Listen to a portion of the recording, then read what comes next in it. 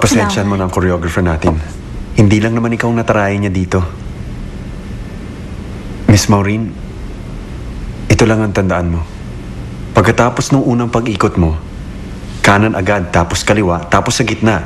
Doon ka lagi nagkakamali, di ba? Oo nga eh. Nakaharap sa iyo ang choreographer, kaya ang kaliwa niya, kanan mo naman. Basta pagkatapos ng ikot, kanan, kaliwa, tapos sa gitna. Yun lang ang tandaan mo.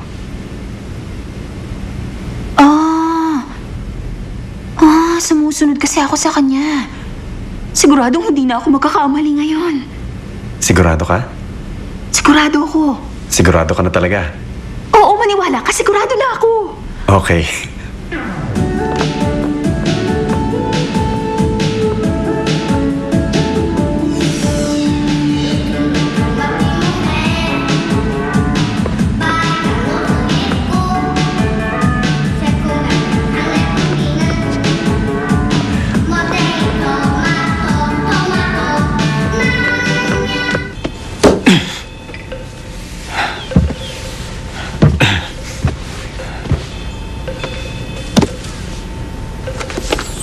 Maureen, galingan mo para maging sikat na newscaster ka.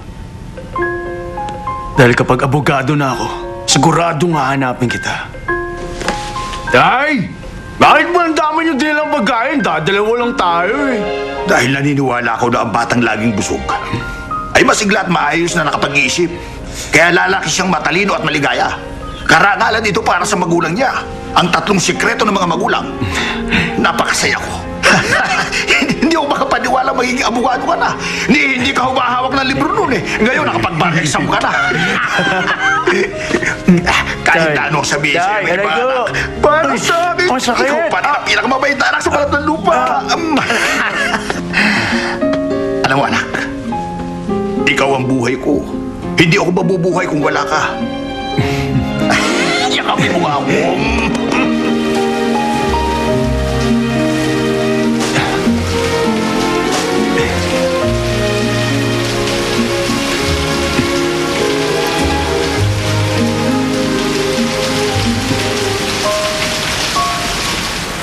Pasado ako! Pasado ako! Tatay! Abogado na ako! Maureen! Ngayon pwede na tayo magkita ulit! Ah!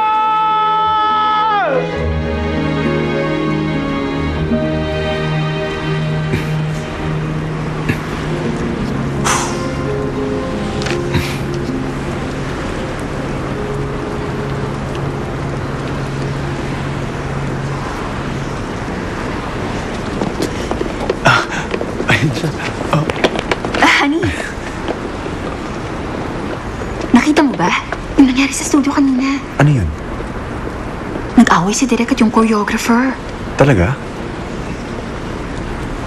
Sanay na ako doon, magkakaayos din sila. honey. Huwag kang mag-alala. Sabi ni Direk, aalis na siya sa... Bakit?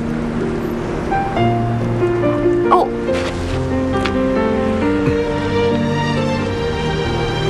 Oh! Ikaw yung dong sa... Hello! May kaibigan kasi ako na PD dito sa TV station. Magpapatulong kasi ako. Ganun ba? Siya yung kinukwento ko sa'yo na tumulong nun sa akin. Siya si... Nice to meet you. I'm Edward, ha? Oo, Edward. Masaya ako na makita ka.